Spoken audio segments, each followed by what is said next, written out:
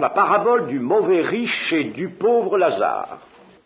Chapitre 16 de Luc, verset 19. Nous lisons. Il y avait un homme riche qui était vêtu de pourpre et de fin lin, et qui, chaque jour, menait joyeuse et brillante vie. Un pauvre, nommé Lazare, était couché à sa porte, couvert d'ulcères et désireux de se rassasier des miettes qui tombaient de la table du riche, et même les chiens venaient encore lécher ses ulcères. Le pauvre mourut, et il fut porté par les anges dans le sein d'Abraham. Le riche mourut aussi, et il fut enseveli. Dans le séjour des morts, il leva les yeux, et tandis qu'il était en proie au tourment, il vit de loin Abraham et Lazare dans son sein. Il s'écria, « Père Abraham, aie pitié de moi et envoie Lazare pour qu'il trempe le bout de son doigt dans l'eau et me rafraîchisse la langue, car je souffre cruellement dans cette flamme. » Abraham répondit, « Mon enfant, souviens-toi que tu as reçu tes biens pendant ta vie, et que Lazare a eu les maux pendant la sienne. Maintenant, il est ici consolé, et toi, tu souffres. D'ailleurs, il y a entre nous et vous un grand abîme, afin que ceux qui voudraient passer d'ici vers vous, ou de là vers nous, ne puissent le faire. » Le riche dit, « Je te prie donc, Père Abraham, d'envoyer Lazare dans la maison de mon père, car j'ai 5 frères. C'est pour qu'il leur atteste ces choses, afin qu'ils ne viennent pas aussi dans ce lieu de tourment. » Abraham répondit, « Ils ont Moïse et les prophètes, qu'ils les écoutent. » Et il dit, « Non, Père Abraham, mais si quelqu'un des morts va vers eux, ils se repentiront. » Et Abraham lui dit, « S'ils n'écoutent pas Moïse et les prophètes, ils ne se laisseront pas persuader quand même quelqu'un des morts ressusciterait. » Amen. Nous avons dans cette parabole, qui, contrairement à bien d'autres, est assez longue, nous avons 2 personnages qui sont opposés l'un à l'autre. Cela arrive dans d'autres. 2 frères, par exemple, différents, opposés l'un à l'autre. Ici, ce sont 2 personnages. Et chose curieuse, que, en général, on ne manque pas de remarquer, il y en a un de ces 2 qui porte un nom. Le pauvre est nommé Lazare, et le riche n'a pas de nom. Le Seigneur Jésus ne lui en a pas donné ici. Alors, cela peut paraître étonnant. Eh bien, nous verrons tout à l'heure comment la chose s'explique et pourquoi Jésus n'a pas donné de nom aux riches, bien qu'il en ait donné un aux pauvres. 2 personnages, donc, qui s'opposent. L'homme riche, qui nous est montré comme cet homme attaché aux biens de ce monde et qui ne voit absolument rien que la vie actuelle, qui est avide de jouissance. Certaines traductions ont mis qui chaque jour faisait de brillants festins. C'est la TOB, la traduction œcuménique. Une autre traduit qui se traitait magnifiquement. Il était avide donc de bons festins et de réjouissances constantes. Il était égoïste, car il ne pensait qu'à sa propre satisfaction.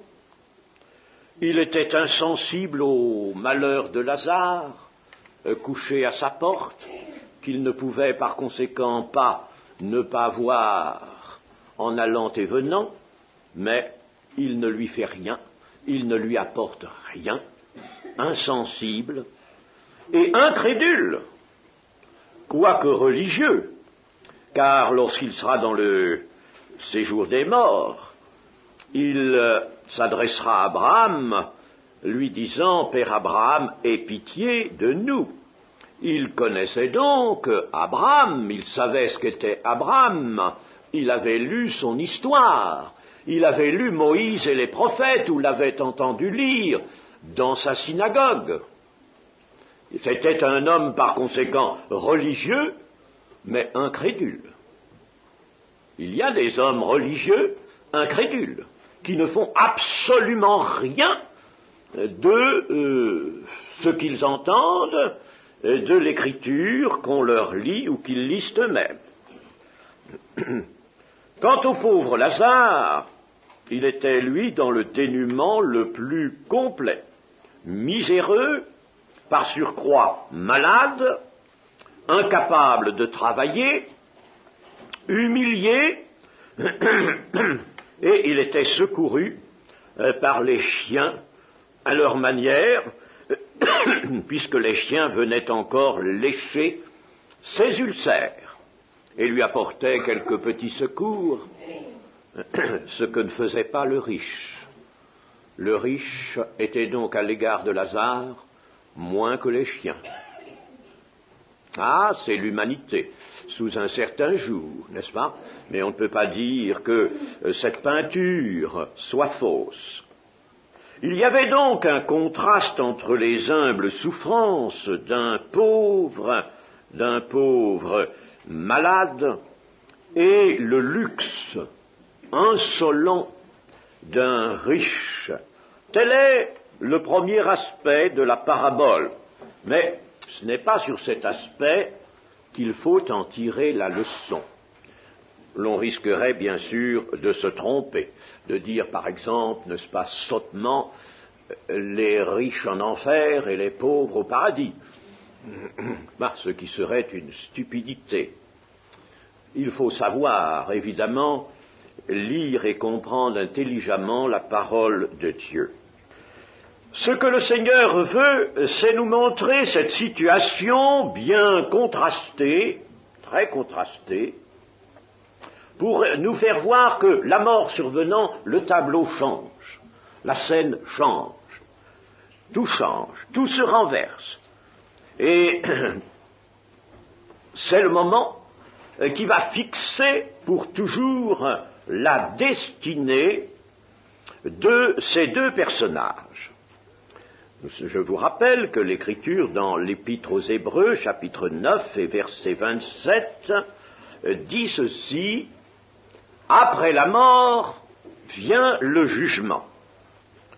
Prenons d'abord Lazare, puisque c'est lui qui meurt. Le pauvre Lazare mourut, c'est lui qui meurt en premier. Et il fut porté par les anges dans le sein d'Abraham. Le riche mourut aussi, et il fut enseveli. Il fut porté par les anges dans le sein d'Abraham.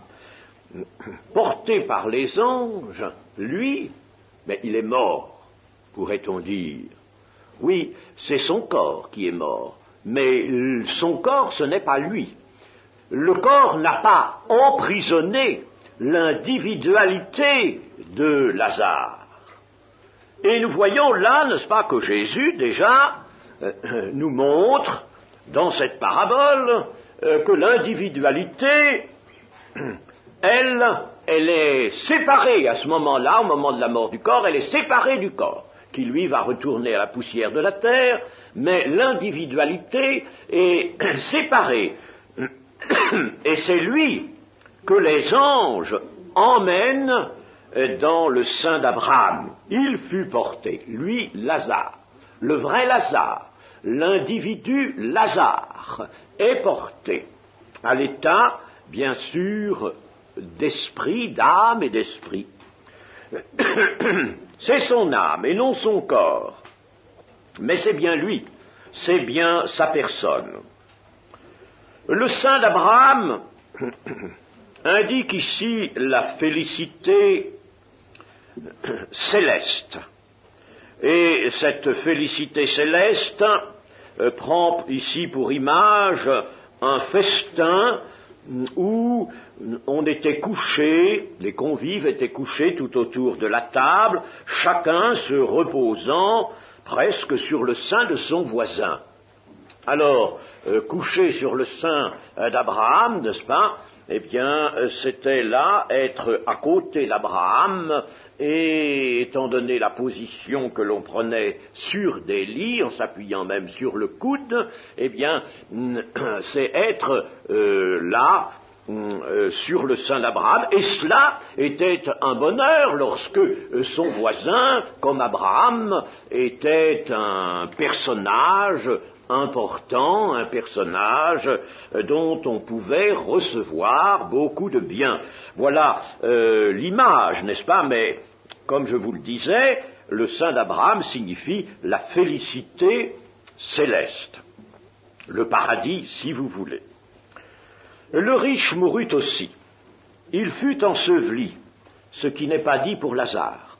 Alors, bien sûr, là, il y a très certainement un très bel enterrement, avec tout ce qu'il faut. Donc, le riche mourut aussi, on l'ensevelit. Lazare, lui, n'avait pas été enseveli, on l'avait sans doute jeté dans la fosse commune, tout simplement. Dans le Hadès, ou le Sheol, c'est-à-dire le séjour des morts, le riche vit d'une vie tout à fait différente à celle qui était la sienne sur la terre, et voici que là, il souffre.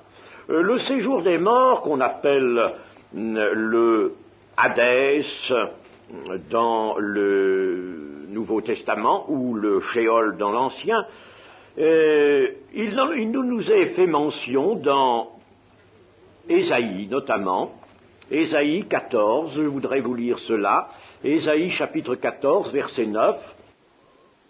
Le séjour des morts s'émeut jusque dans ses profondeurs, pour t'accueillir à ton arrivée. Il réveille devant toi les ombres, tous les grands de la terre. Il fait lever de leur trône tous les rois des nations. Tous prennent la parole pour te dire, toi aussi, tu es sans force comme nous, tu es devenu semblable à nous, ta magnificence est descendue dans le séjour des morts avec le son de tes luttes. Sous toi est une couche de verre, et les vers sont ta couverture. Te voilà tombé du ciel, astre brillant, fils de l'aurore. Cela s'applique bien entendu à celui qu'on voit en surprofil derrière le roi de Babylone, qui est le personnage premier en cause, et cela s'applique donc à Satan. Mais vous voyez que le séjour des morts nous est présenté ici comme contenant des personnes qui ont encore conscience d'être, et conscience de ce qui se passe autour d'eux, et même conscience en effet de ce qu'ils ont connu sur la terre. Et cette conscience de ce qu'il a connu sur la terre, eh bien, dans notre parabole du riche et du pauvre Lazare, puisqu'il parle de la maison de son père, de ses frères et de Lazare. Il en est aussi question dans d'autres passages de l'Écriture, mais je me contente de cette citation. Il appelle Abraham et Lazare à son secours parce que son mal, dit-il, est une soif. Il voudrait que Lazare vienne rafraîchir sa langue avec un peu d'eau froide. C'est une soif.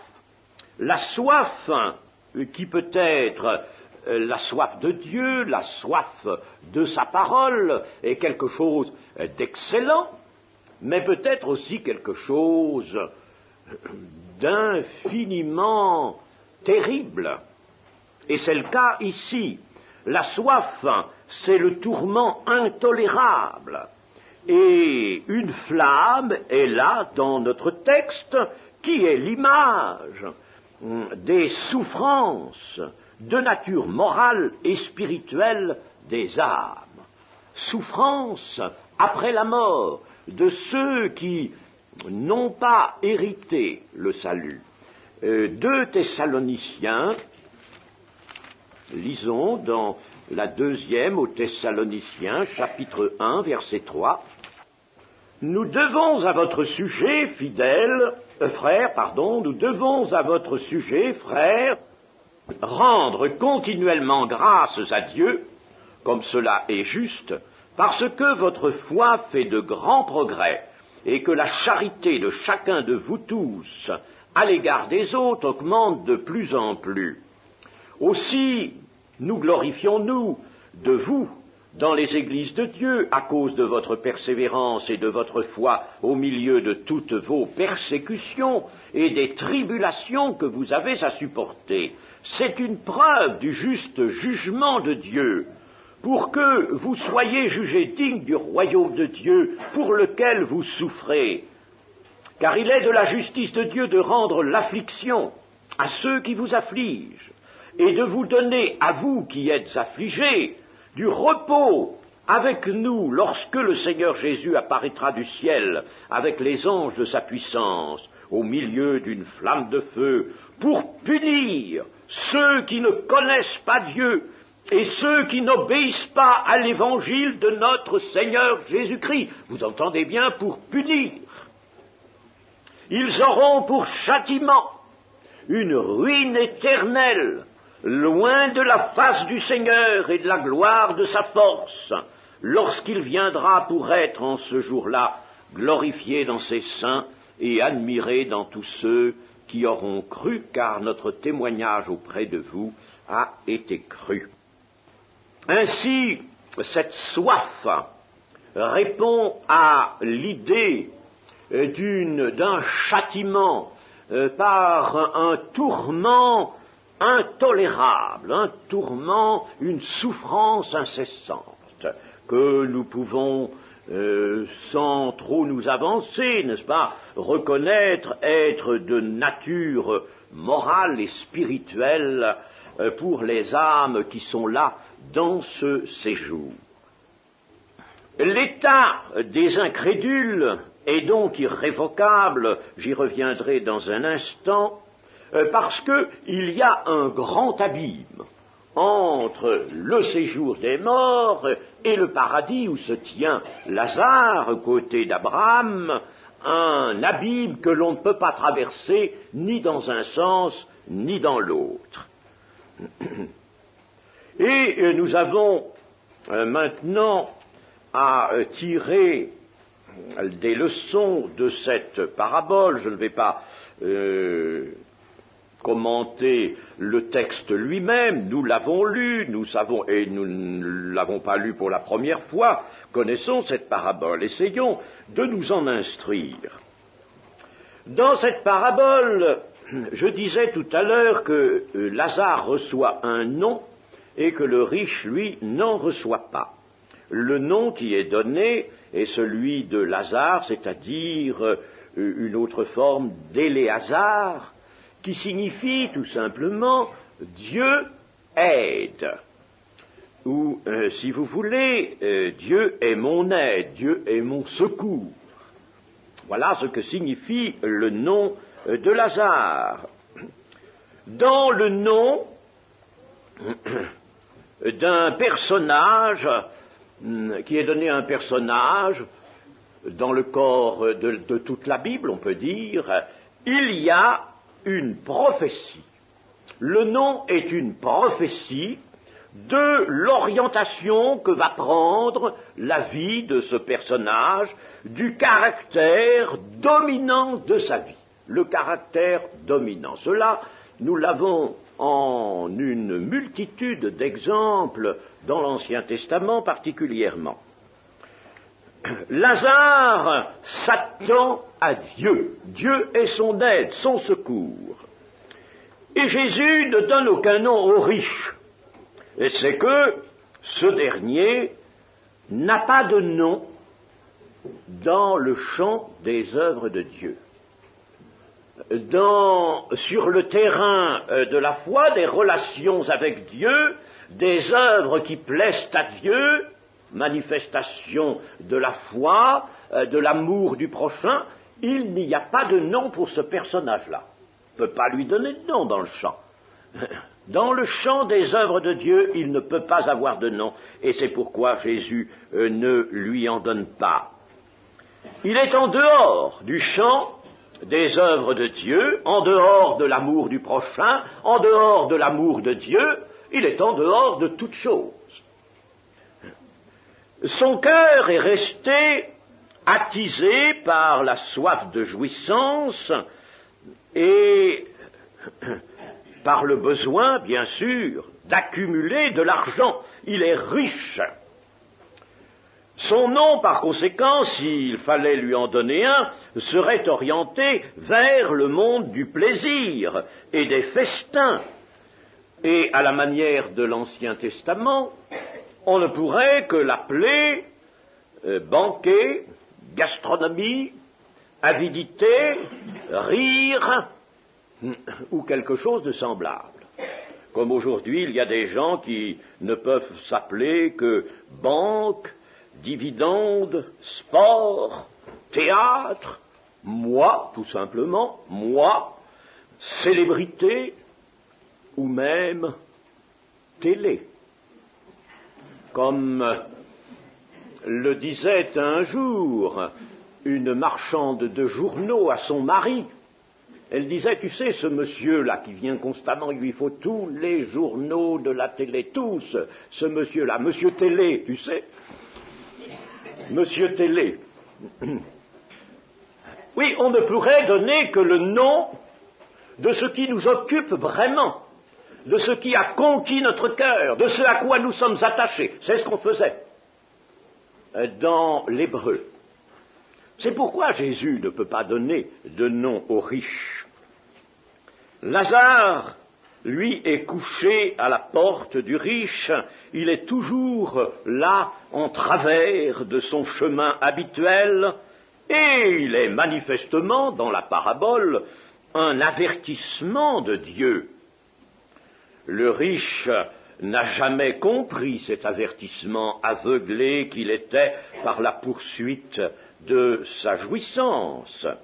Il savait que ce que signifiait en hébreu le nom de Lazare, puisque tout cela se situe, n'est-ce pas, dans le caractère du peuple d'Israël, eh bien, il savait ce que signifie le mot de Lazare, le nom de Lazare, Dieu mon aide, Dieu mon secours.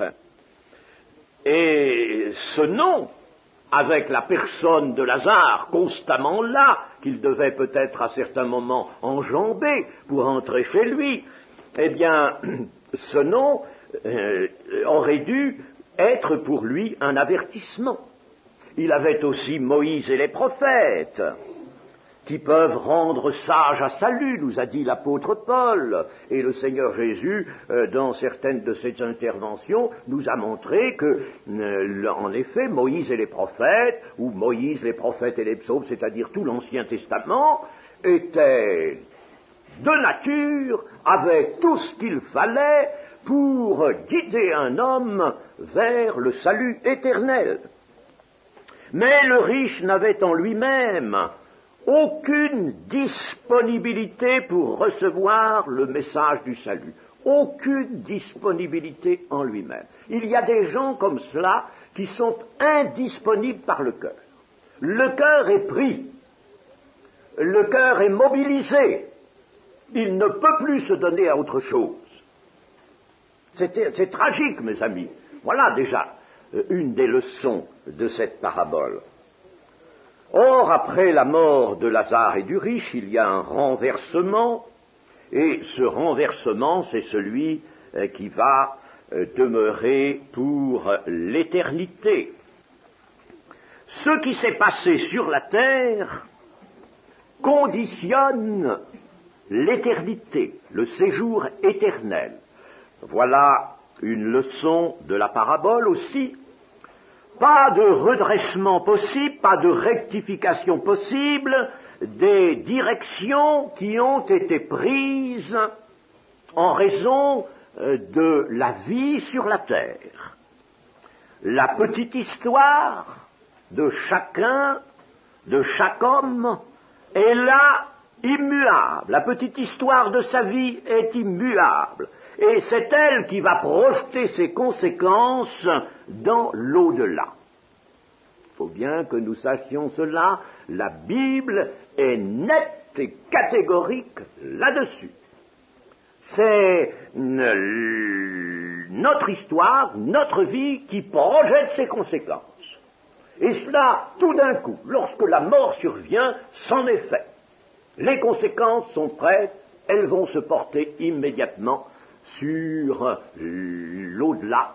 Et, bien entendu, là, Dieu intervient et c'est lui qui, selon son équité, sa justice, décide.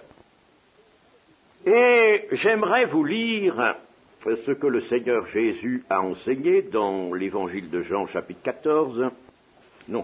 Chapitre 12, pas chapitre 14, chapitre 12, verset 44. Or, Jésus s'était écrié, « Celui qui croit en moi, croit, non pas en moi, mais en celui qui m'a envoyé. » Celui qui croit en Jésus, donc croit en le Père, en son Père. Et celui qui me voit celui qui m'a envoyé. Je suis venu comme une lumière dans le monde, afin que quiconque croit en moi ne demeure pas dans les ténèbres. Si quelqu'un entend mes paroles et ne les garde point, ce n'est pas moi qui le juge, car je suis venu non pour juger le monde, mais pour sauver le monde. Celui qui me rejette et qui ne reçoit pas mes paroles à son juge, la parole que j'ai annoncée, c'est elle qui le jugera au dernier jour. Car je n'ai point parlé de moi-même, mais le Père qui m'a envoyé m'a prescrit lui-même ce que je dois dire et annoncer. Et je sais que son commandement est la vie éternelle. C'est pourquoi les choses que je dis, je les dis comme le Père me les a dit. Nous avons là une communication, Jésus insiste là-dessus, directe de Dieu le souverain. Le souverain juge, le créateur, nous avons une communication directe de lui, n'est-ce pas? Il n'y a rien à dire, il n'y a pas une dogmatique à fonder là-dessus, il n'y a pas de théologie quelconque, il y a des paroles très claires. Si quelqu'un entend mes paroles et ne les garde point, ce n'est pas moi qui le juge. Celui qui me rejette et ne reçoit pas mes paroles à son juge, la parole que j'ai annoncée. La voici la parole. Ils ont Moïse et les prophètes. Ils ont la parole. Moïse, les prophètes, les psaumes, Jésus, les apôtres. Aujourd'hui, nous avons tout cela. Voilà ce que nous avons. Qu'ils les écoutent. Il faut écouter et recevoir les paroles, faute de quoi, c'est cette parole elle-même, par une sorte même d'automatisme, qui va trancher. Celui qui a rejeté, qui n'a pas reçu dans son cœur, dont la vie n'a pas été modifiée, transformée, celui-là, il a son juge. C'est la parole. La parole annoncée par le Seigneur Jésus. Ainsi, la mort arrête soudain la petite histoire de la vie de chacun et fixe en même temps la place occupée dans l'éternité. C'est ou la place de Lazare, ou la place du riche. C'est donc le présent, la vie présente sur la terre, qu'il faut considérer. Et cette parabole nous enjoint précisément de considérer notre vie sur la terre, considérer notre cœur, examiner notre cœur à la lumière de la parole de Dieu qui est un miroir. Nous regarder notre cœur, avoir cette détermination de le faire humblement et sans hésitation, se regarder, et puis, bien sûr, s'attendre à Dieu, prendre Dieu comme aide et comme secours pour changer, et nous avons Jésus-Christ et sa parole. C'est le moment présent qu'il faut donc considérer, si l'on aspire au salut éternel et si l'on redoute, à juste titre, les grincements de dents. Jésus a parlé ailleurs des grincements de dents. C'est là qu'il y aura des pleurs et des grincements de dents. Pour ceux qui se verront refuser l'entrée du séjour éternel, de la vie éternelle, du royaume de Dieu, des pleurs et des grincements de dents. C'est la propre parole de Jésus. Il n'y a rien à changer. Là encore, je le dis, il n'y a pas de théologie à faire. Il n'y a pas de philosophie à bâtir. Il n'y a pas d'atténuation à apporter. Il n'y a qu'à prendre ce que Jésus nous dit, des pleurs et des grincements de dents. La figure est suffisamment nette. Et c'est maintenant qu'il faut orienter l'avenir éternel, en orientant son cœur et sa vie présente dans le sens de la foi, et par la foi d'un lien avec Jésus-Christ. C'est maintenant qu'il faut le faire. Après, il sera trop tard. C'est maintenant qu'il faut écouter Moïse, les prophètes, Jésus et les apôtres, avec une entière disponibilité de cœur. Il faut à tout homme une disposition intérieure à écouter Dieu, à tenir compte de ce que Dieu dit. Aujourd'hui, la Bible jouit encore d'une certaine célébrité dans le monde. D'abord parce que dans les pays communistes, on la poursuit, on la pourchasse, on la brûle, on la détruit. Sauf quelques petites exceptions, je vais vous dire lesquelles, c'est qu'il s'est trouvé certains fonctionnaires soviétiques qui se sont dit, mais les Bibles, ça se vend en marché noir très cher, alors au lieu de sottement les détruire, on pourrait peut-être les faire passer en dessous et les vendre contre argent. Mais vous voyez, ce n'est pas dans le but, n'est-ce pas, de laisser à la Bible la carrière qui est la sienne parmi les hommes. Mais ailleurs, on peut dire que la Bible est encore assez célèbre. Il n'est pas rare dans la vitrine des libraires de voir apparaître le nom la Bible ou même Jésus-Christ ou Dieu sur des ouvrages de toutes sortes. Et puis d'en entendre parler. Seulement, chose, n'est-ce pas, tragique, c'est que le message de la Bible passe absolument inaperçu, inconnu, impénétré. Et quand j'entends certaines choses à la radio, je prends quelquefois France Culture, où il y a des communications ou des, disons, des émissions religieuses, pour voir où ça en est, pour voir ce qu'on dit. Eh bien, c'est navrant, absolument navrant, de voir ce qu'on fait avec l'Évangile, ou avec la Bible, ou avec des versets que l'on détache. C'est absolument navrant. Le message de la Bible est inaperçu et complètement inconnu. On s'amuse avec ce qui est extérieur et ce qui est piquant dans la Bible. On modernise même la Bible et son contenu, comme l'ont fait certaines publications très riches en images. On a modernisé, on a mis des commentaires qui entendaient débarrasser la Bible de toutes sortes de légendes pour ne laisser apparaître que ce qui pouvait plaire, ce qui pouvait être considéré comme peut-être parole d'en haut.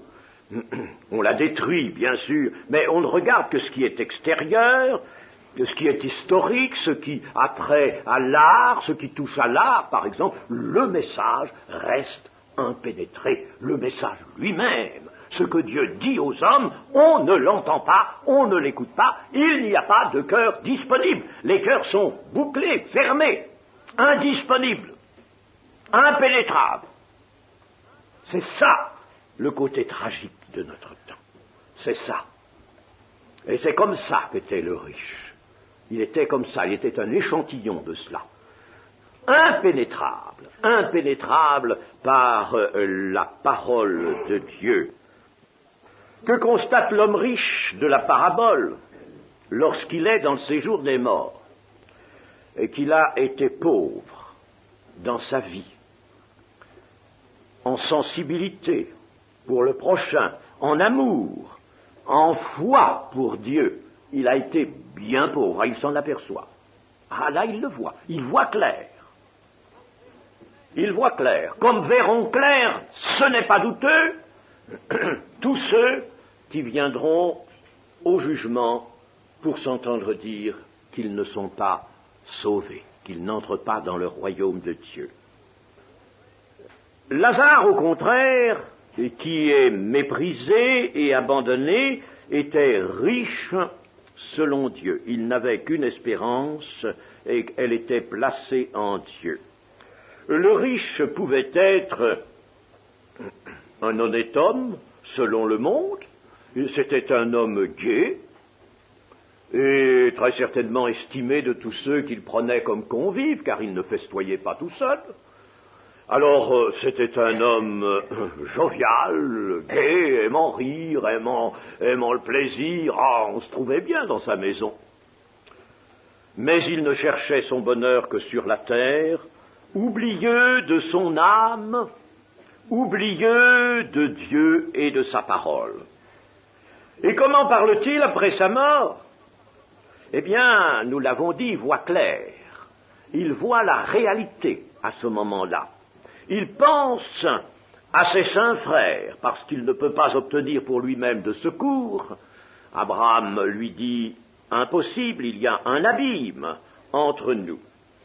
Il pense à ses saints frères, il voudrait leur éviter le séjour des tourments qu'il connaît maintenant, cependant que ses frères, comme lui, et il le sait bien, sont exactement comme lui, ils n'écoutent pas Moïse et les prophètes, autrement dit la parole de Dieu. Eux aussi, ils ont cela, eux aussi, ils ont leur synagogue, eux aussi, ils ont des lectures hebdomadaires, le jour du sabbat, dans la synagogue, et ils entendent toute l'écriture qui passe à travers ces lectures, Moïse et les prophètes, mais eux aussi n'ont dans leur cœur aucune disponibilité.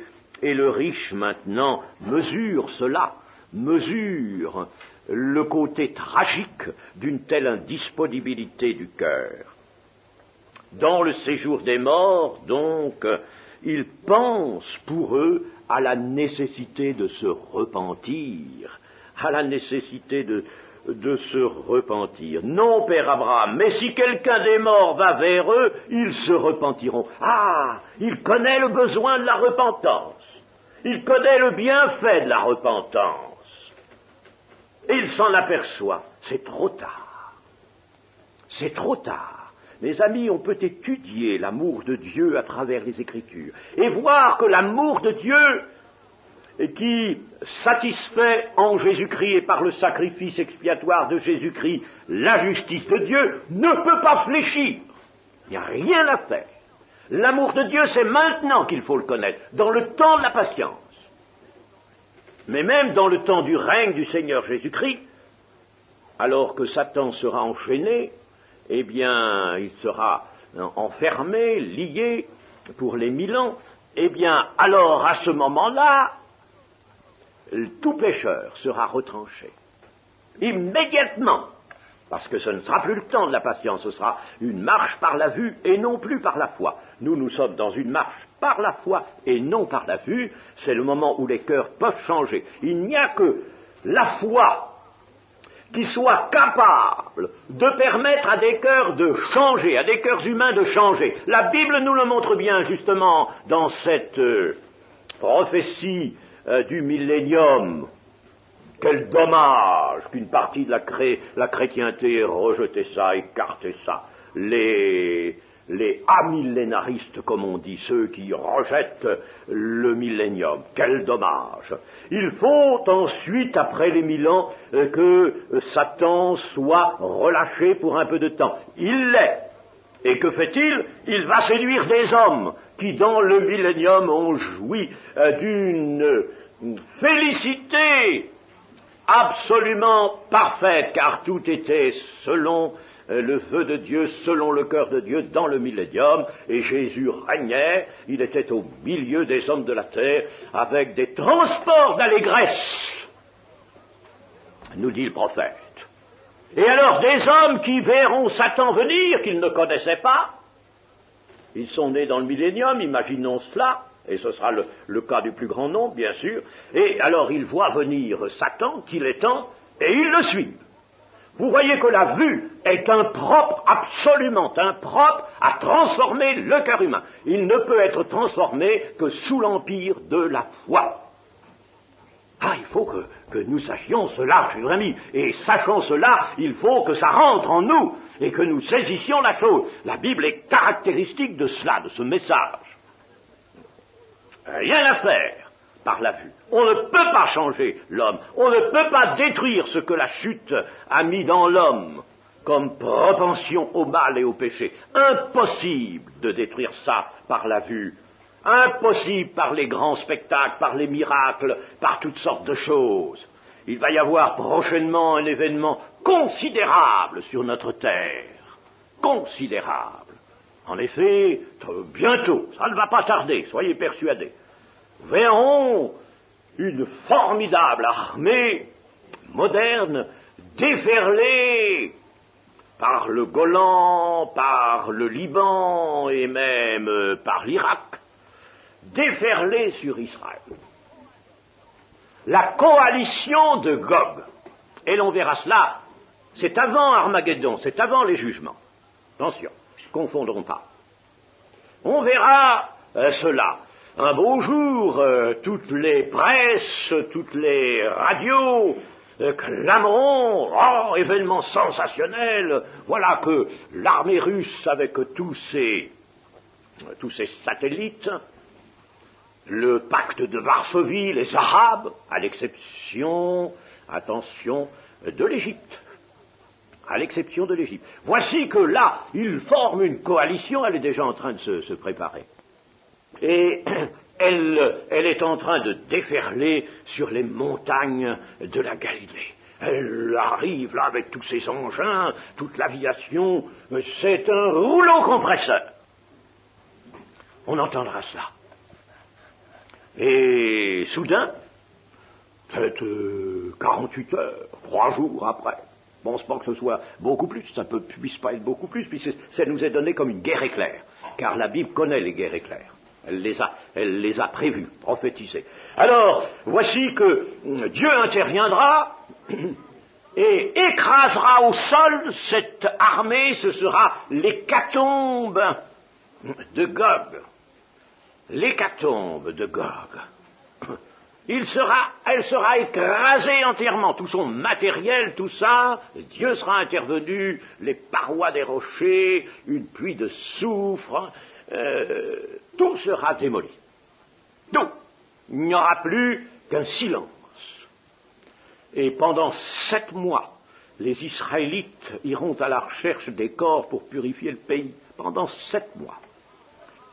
Quand on apprendra cet arrêt, cette destruction de la grande armée russe, alors là, bien des nations qui jusque-là avaient épilogué auraient peut-être voulu intervenir, mais vous savez que pour que les nations se décident à intervenir, il faut du temps.